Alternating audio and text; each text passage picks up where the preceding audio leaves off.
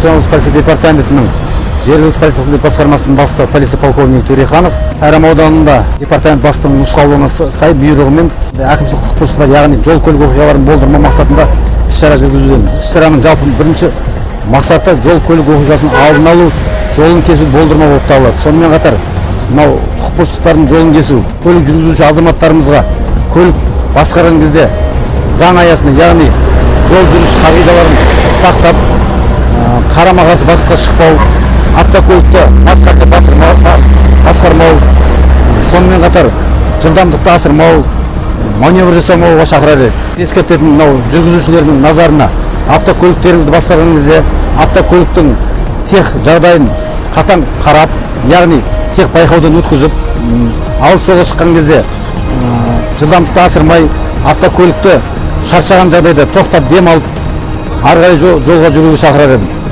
Жалпы біздің бұл іс-шара облыс көлемінде жалғасатын болады. Біздің бірден бір мақсатымыз жаңа жол көлік оқиғасын болдырмау, алдын алу.